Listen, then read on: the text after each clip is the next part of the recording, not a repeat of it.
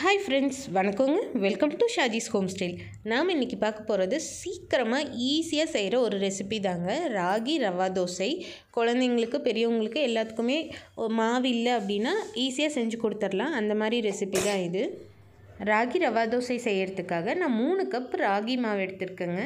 3 cup ragi மாவுக்கு 3/4 cup ரவை add பண்ணிக்கலாம். வெள்ளை ரவை, கோதுமை ரவை கூட ஆட் பண்ணிக்கலாம். நம்ம வெள்ளை ரவை ஆட் பண்ணிவிட்டு 1/2 கப் தயிர் ஆட் பண்ணிக்கலாங்க.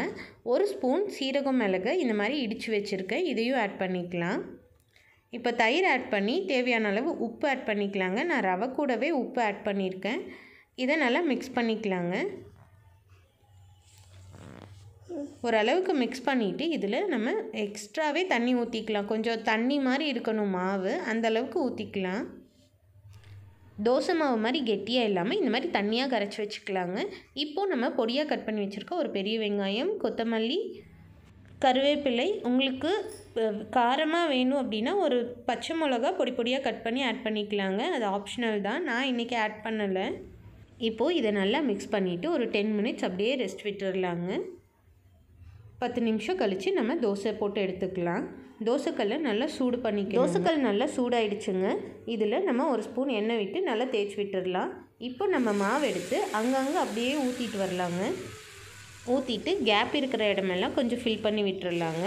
நல்லா வேகட்டும். அப்புறம் நம்ம திருப்பி போட்டு எடுத்துடலாம். இந்த மாதிரி கேப் இருக்க இடமெல்லாம் ஃபில் பண்ணிவிட்டு 1 ஸ்பூன் எண்ணெய் ஊற்றிக்கலாங்க. இது நல்லா வேகட்டும். 2 நிமிஷம் வெந்ததும் நம்ம சைட்லலாம் எடுத்து விட்டு அப்படியே திருப்பி போட்டுடலாங்க. இன்னும் கொஞ்சம் நேரம் விட்டிங்கன்னா நல்லா மொறுமொறுன்னு ஆகும். இதை ஒரு 2 நிமிஷம் நல்லா வேக வச்சு எடுத்தோம்னா நம்மளோட ராகி ரவா தோசை சூப்பராக ரெடி ஆகிடுச்சுங்க. ரொம்ப ஈஸியாக பண்ணுற ரெசிபி. நம்மக்கிட்ட ராகி மாவு இருந்தால் போதுங்க, ஒரு ஹெல்த்தியான டிஃபன் ரெடி ஆகிடும். ஸோ நீங்களும் செஞ்சு பாருங்கள். செஞ்சு பார்த்துட்டு எப்படி இருந்ததுன்னு எனக்கு கமெண்ட்ஸில் சொல்லுங்கள். இந்த வீடியோ பிடிச்சிருந்தா ஒரு லைக் பண்ணுங்கள். மறக்காமல் ஷாஜிஸ் ஹோம் ஸ்டைல் சேனலை சப்ஸ்கிரைப் பண்ணிவிட்டு அந்த பெல் பட்டனையும் தட்டி விட்டுருங்க. தேங்க்யூ.